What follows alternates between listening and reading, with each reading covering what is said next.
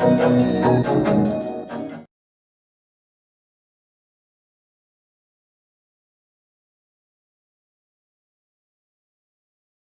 everyone, welcome to New Wave Coaching Classes for Mathematics. This is your host Jatin. First of all, a big thanks to all my viewers who are watching my videos and giving them like, and also a special thanks to all those who have subscribed to my channel. If you have still not done, please do it. Today we are going to complete our exercise 8.4, which was based on trigonometric identities. And without wasting time, let's start the remaining 5 parts of the last question of exercise 8.4, right? So the sixth part of this exercise, the sixth part of the fifth question of this exercise is, we have square root of 1 plus sin a upon 1 minus sin a equals to secant a plus tan a. Now again, whenever we are doing the proof of these kinds of questions, our first motive is how we have to start, from where we have to start. Now if you see clearly, left side there is a square root, but on the right side there is no square root. Right? So somewhere what I will have to do, I have to remove the square root from the left side, then only I can proceed towards the whatever is required on the right side. Now to remove the square root, inside the square root what should be there? There should be square of something. Then only they will get cancelled and the root will get over. Right? So what we do here, and at LHS and write 1 plus sin a upon 1 minus sin a. And what we do? We rationalize it. And when we rationalize, what we do? We take the conjugate of the denominator. Here it is 1 minus sin a. So I will be taking 1 plus sin a. So I will multiply the numerator and the denominator by 1 plus sin a. Right? So now what I have in the numerator? I have square of 1 plus sin a. And in the denominator, I will be having, this is the identity, a minus b into a plus b, so I get 1 square minus sin square a. This is what I get. Now you see clearly, the numerator of this thing is a perfect square, so the root can get cancelled, but the denominator is not a perfect square. So what I have to do, somewhere I will have to use my identities, which I have learned, which we have learned basically. So the first identity was sin square theta plus cos square theta equals to 1. So from there, 1 minus sin square, 1 minus sin square will become cos square. So write this as cos square and the whole root. Now what?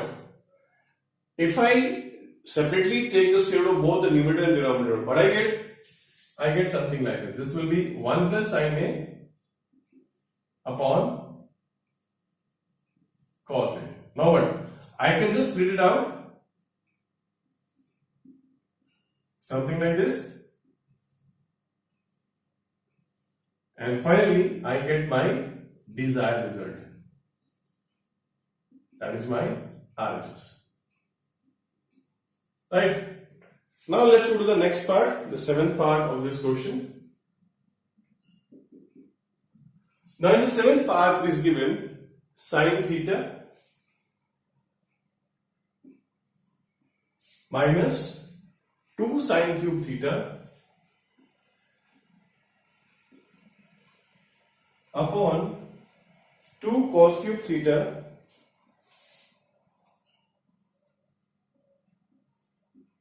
minus cos theta equals to tan theta. Now I require tan theta on the right side. It means somewhere I should have sin upon cos in my LHS. Nothing else. Everything should get cancelled there. So when I begin the LHS, so since I need sin upon cos on my left side, so what should be done? If you see carefully the numerator, I can take sin as common here. I take sin theta as common. And what is left inside? It will be 1 minus 2 sin square theta. Similarly, in the denominator, I can take cos theta as common. And what I am left with is 2 cos square theta minus 1. Now, this sin by cos gives me tan. So I get the tan here. But these things should not be there. It means somewhere they should be equal and they should cancel out each other. So how we can make them equal? Let's see now. I write this thing as tan theta, and this 1 can be written as sin square theta plus cos square theta, and then I have minus 2 sin square theta. Same way, in the denominator, what I can write this thing? This is 2 cos square theta minus, this is something like this, sin square theta plus cos square theta. Right. Now in the numerator, if I simplify, what I have? This sin square theta minus 2 sin square theta, this gives me only minus sin square theta. In the denominator, when I open the inner bracket, I get 2 cos square theta. Now you see there is a negative sign, so obviously what will happen? The signs of the terms inside the bracket will change when I open them. So it will be minus sin square theta minus cos square theta. Now when I simplify this thing, so I have tan theta. In the numerator, this will be cos square theta minus sin square theta. And in the denominator, what I have? I will be having this 2 cos square theta minus cos square theta gives me cos square theta and minus sin square theta. And this cancels out, and that is equal to tan theta. So this is how we get the result for the 7th part. Let's move to the next part of this question, that is the 8th part. Now the 8th part of this question is a quite simple one.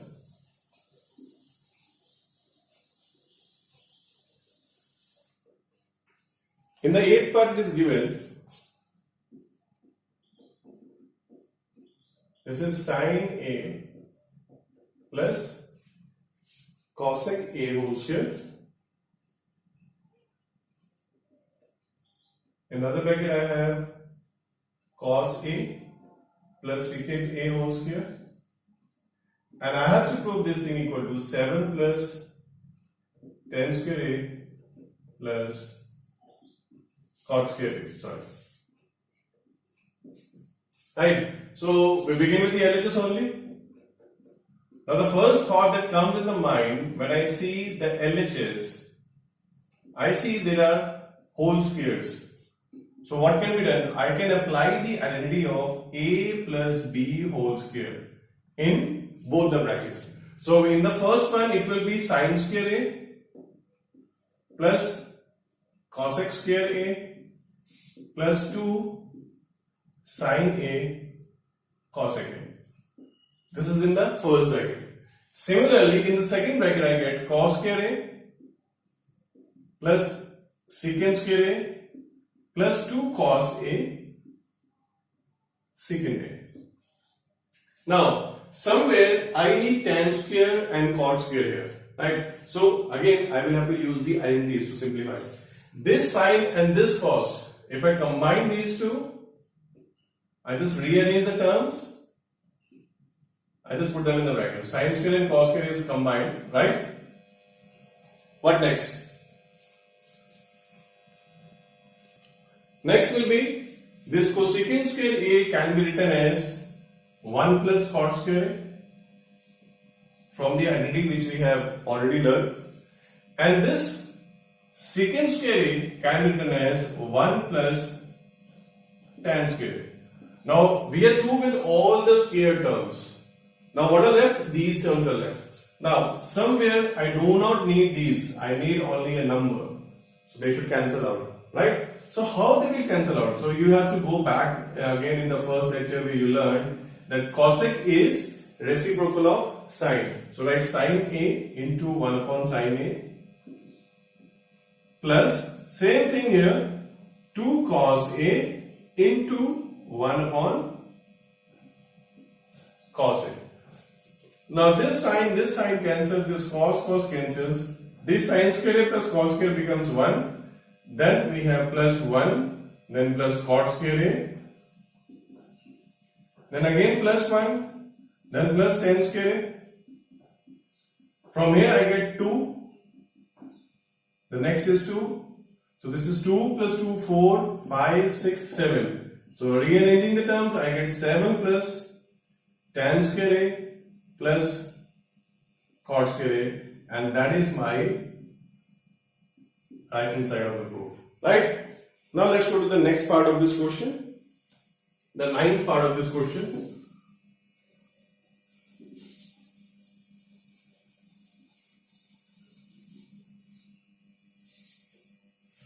Now in the ninth part, it is given as cosecant A minus sin A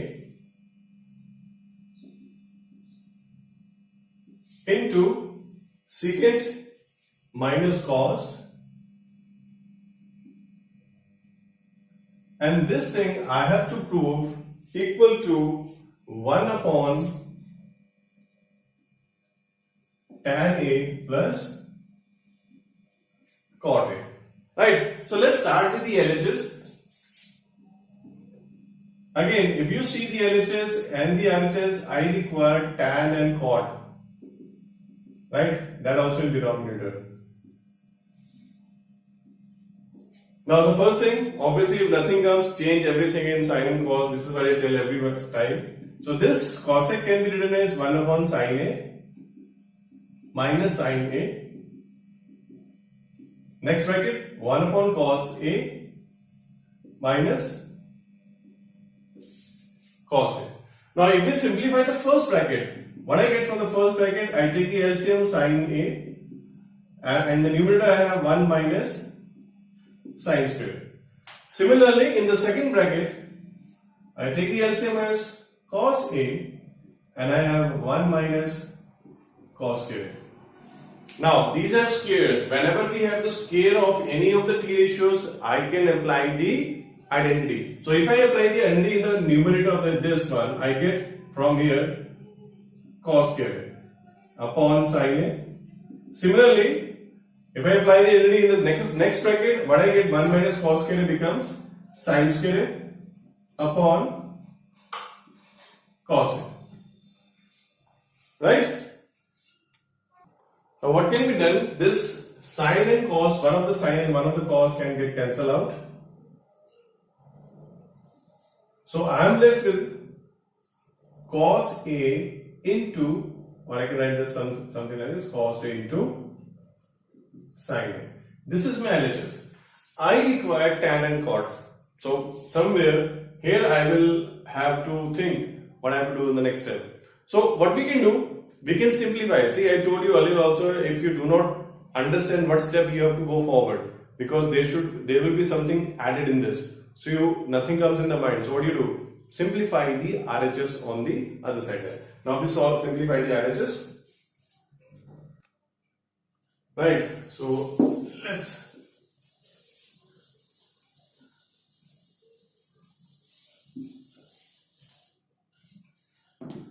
Now the RHS is given to us as 1 upon tan A plus cot A. Right? Now what we can do? We can just change them into sin and cos.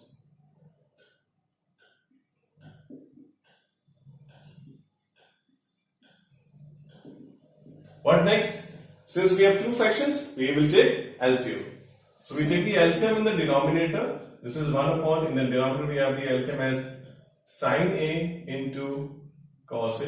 In the numerator I have sin square A plus cos square A. Now this thing actually means, this thing means 1 divided by, this thing becomes 1 upon sin A into. So how we simplify? We just take the reciprocal and I get my desired result. So what I have, LHS is equal to RHS. Okay, let's go to the last part of this question. So we can conclude the chapter here today. It's given as 1 plus tan square A upon 1 plus cot square A equals to 1 minus tan A upon 1 minus cot A and the whole square, and these two are equal to tan square. Now what I have to do, I have to simplify both of these separately, and I have to reach at this point. I have to prove both of the thing equal to tan square.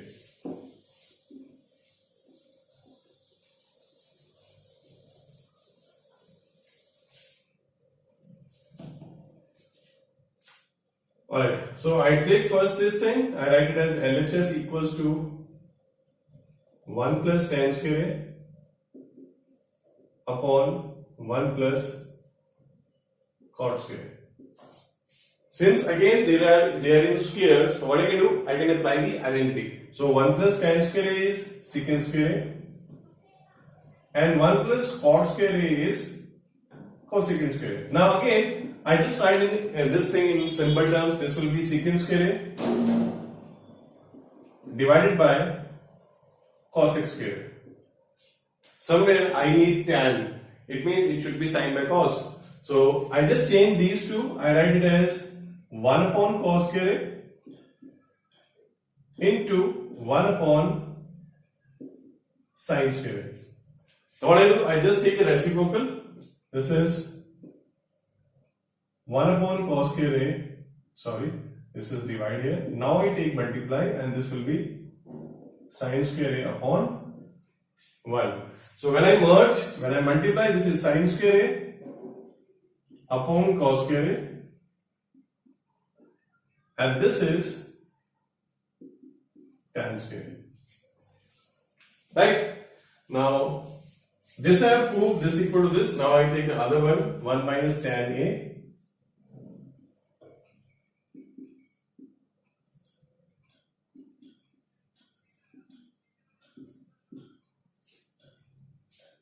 Now, what we can do? Quite simple. Just change this cot into tan. So, this is 1 minus tan A added upon 1 minus 1 upon tan A whole square. Now, I take the LCM in the denominator. So, I have something like this, 1 minus tan A upon tan A minus 1 whole divided by tan A, and I have the square of this complete term. Right? Now this tan A will come in the numerator. It will be something like this, tan A into 1 minus tan A upon tan A minus 1 and the whole square. Now if I write the squares of all separately, something like this is tan square A into 1 minus tan A whole square upon tan A minus 1 whole square. Now if you see carefully actually, you have learned one of the identity A minus B whole square. If you expand this, what do you get? You get something like this, A square plus B square plus 2A minus 2AB. Now if I have B minus A whole square, what I get? I get B square plus A square minus 2AB. It means either you write A minus B or you write B minus A whole square. You will get the same result. It means these two are equal. Same way, 1 minus tan A whole square or it is tan A minus 1 whole square. They are both same. So what it means? We can cancel out these two things since they are identical. I just cancel out, and what I get equals to tan square. So we have arrived at both the results of this part of the fifth question. Dear friends, so this was all about trigonometry. Hope you have understood everything. If not, just try to go and watch the video again. Make sure if you're not able to understand, write in the comment section. That point I will try to improve on my videos and make good videos for you. Right? So this is all from my side. Hope you have enjoyed. This is your host signing off. Goodbye. Take care.